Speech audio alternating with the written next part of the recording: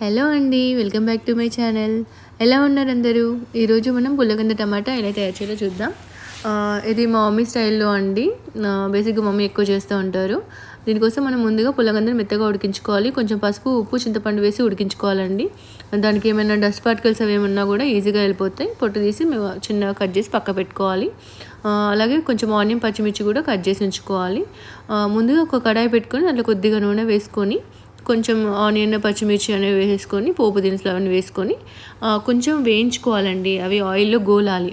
అవి ఆయిల్‌లో గోలిన తర్వాత కొద్దిగా కరివేపాకు, అవన్నీ గోలిన తర్వాత మనం కొంచెం పసుపు, అల్లం వెల్లుల్లి, కొంచెం ధనియా పొడి వేసేసుకొని ఆయిల్‌లో కొంచెం సార్ట్ అవుట్ చేసుకోవాలి.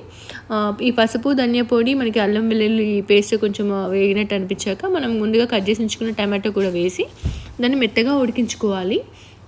ఇలా ఉడికిన తర్వాత అది మనకు కొంచెం ఆయిల్ అనేది మంచిగా పైకి రావాలండి. మనకి టమాటోస్ అనేవి మొత్తం స్మాష్ అయిపోయి మెత్తగా ఉడకాలి. ఇలా ఉడికిన దాంట్లో మనం కొద్దిగా కారం పొడి, ఉప్పు, కొంచెం జీలకర్ర మెంతుల పొడి అలా వేసేసుకొని కలబెట్టేసుకోవాలి. ఇదేంటంటే కొద్దిగా మూత పెట్టేసుకుంటూ మనకి టమాటా అనేది ఉడికించేసుకోవాలండి. చూస్తున్నారు కదా, పుల్లగంద ఇలా మనకి ముక్కలుగా కట్ చేసి పక్కకు పెట్టుకోవాలి ఉడికించుకొని. చూస్తున్నారు కదా, ఇలా మనకి ఆయిల్ మొత్తం పైకి వచ్చేసి టమాటో అనేది స్మాష్ అయిపోవాలి అందులో. ఇలా స్మాష్ అయిపోయిన టమాటాలో మనం కారపొడి, ఉప్పు కొంచెం వేసేసుకొని కలిపేసుకోవాలి. ఇలా కలిపేసుకున్న మన ఈ గ్రేవీ దాంట్లో మనం ముందుగా కట్ చేసి పెట్టుంచుకున్న పుల్లగంద ముక్కల్ని వేసేసుకోవాలి. అది మనకేంటంటే కొంచెం టైట్ కన్సిస్టెన్సీ ఉండొద్దండి. గ్రేవీ కన్సిస్టెన్సీ అయితే మనకి కర్రీ అనేది మంచిగా ఉంటుంది.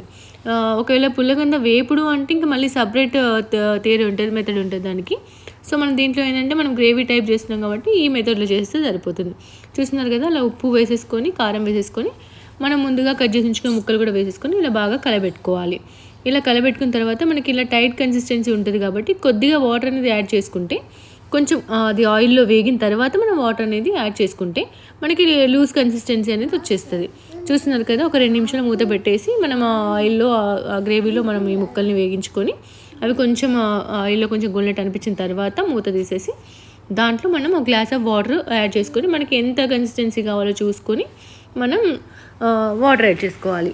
ఇలా వాటర్ యాడ్ చేసిన తర్వాత మళ్ళీ ఒక 2 మినిట్స్ మూత పెట్టేసుకొని బాగా ఉడికించేసుకోవాలి.